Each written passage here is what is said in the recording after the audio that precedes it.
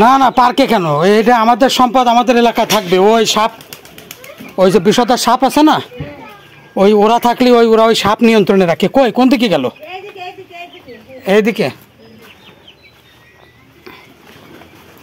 প্রিয় দর্শক, হ্যাঁ কি কই সাপ কই, কোথায়? এর ভিতরে ঢুকলো কিভাবে? হ্যাঁ বন্ধুরা, আজকে কিন্তু আমরা একটা দুর্দান্ত বিমর্ষক একটা রেস্কিউ অভিযানে আসছি।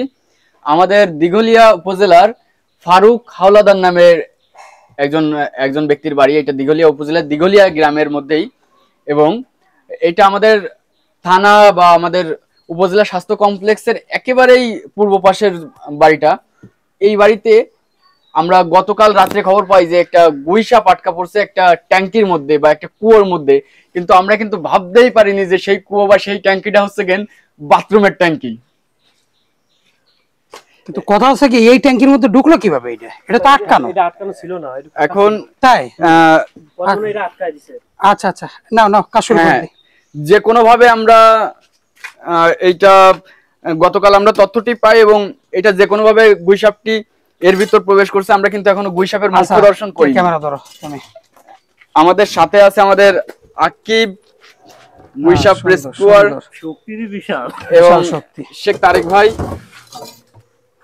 আর গুইসাপটি আছে হচ্ছে গেন এই ট্যাঙ্কির ভিতরে। এই তোমার হাত দিয়ে আবার টুম করে ক্যামেরা, তুমি আগে একবার গুইসাপ উদ্ধার করতেছে, ক্যামেরা ফেলে দিছো।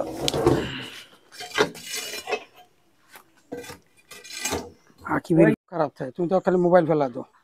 সে দিছে ডুব। দে দে দে দে। এইখানে যে পরিমাণ পানি, বালতি লাগবে পানি। পানি কি অনেক? আচ্ছা ডুব দিলিও পানি মেলা ভাই। হ্যাঁ পানি মেলা ই পায় না। এই দেন এই জায়গাটা আমার বেড়াই পর্যন্ত, তাহলে ডুব দিলিও ওর তো থাকবে। কি থাকবে? পানি তো নড়াচড়া করবে, ঘোলা হবে। কি কেবলমাত্র এই যে এই ট্যাঙ্কিতে নড়াচড়া করছে? আরে না রে, না গুইসাপ এটার মধ্যে। এবং গুইসাপের ডুবের ক্ষমতা হচ্ছে গেন প্রায় আধা মিনিট, মানে 30 সেকেন্ডের মতো, মানে আধা ঘন্টা 30 মিনিটের মতো। সে 30 মিনিটের মতো শ্বাস প্রশ্বাস না নিয়ে পানির তলে থাকতে পারে। আচ্ছা তাই? হ্যাঁ হ্যাঁ। তাহলে এখন আমাদের করণীয় কি? আমাদেরকে সিস্টেম চেঞ্জ করতে হবে। আমাদেরকে কয়েকটা সিস্টেমে করতে পারি, যে আমরা সরাসরি হয়তো এখান থেকে উদ্ধার করতে পারবো না। আর সরাসরি উদ্ধার করতে গেলে যে সরঞ্জামগুলো লাগে সেগুলো আমাদের কপালে ভাগ্যে এখনো জুটে পারিনি। এখনো আসেনি, আসিতেছে, তবে আসিতেছে। কতগুলি মানুষ মারবেন। ও বাবা, এটা অনেক পানি। হ্যাঁ হ্যাঁ, উঁচু করো উঁচু করো। এই পর্যন্ত অনেক পানি। প্রায় একটু লাড়াচাড়া দাও দিও। কি অবস্থা? 2.5 হাত, অর্থাৎ এই পর্যন্ত নাড়াচাড়া দাও তো। 4 ফিটের মতো। ওরে বাপরে, ওরে বাপরে, 4 ফিটের মতো এত পানি।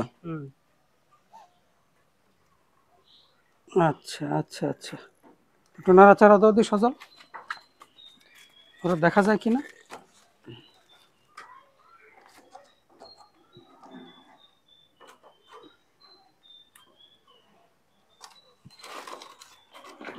না ও এতক্ষণ লাফাই লুফাই করে ফেলতো। হ্যাঁ এর মধ্যে লাঠি দিয়ে খোসা দিল, লাফাই লুফাই পানি দাপায় দুপায় ফেলতো এতক্ষণ, কিন্তু কোনো সারা শব্দ তো পাচ্ছি না।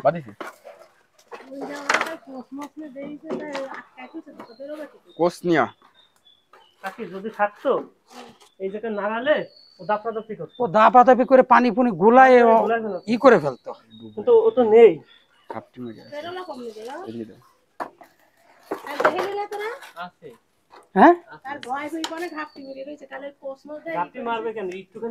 এইটুক জায়গায় ও বিশা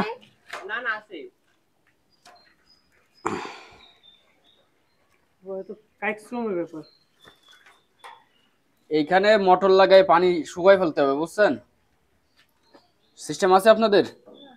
আমাদেরও তো নাই। তুমি আইছো মোটর লাগায় পানি শুকাতে? বালতি দিয়ে করতে হতো, এই পানি দেবে না, তো সময় নেই আমাকে। ঘটনা হচ্ছে ও যদি থাকতো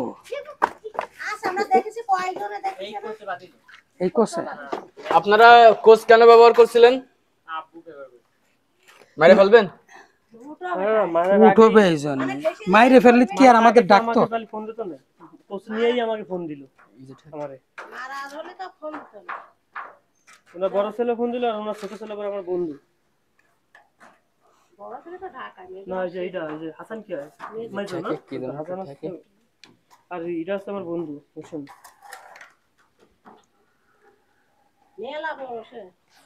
মেলা বড় না মেলা বড় হলে অসম্ভব।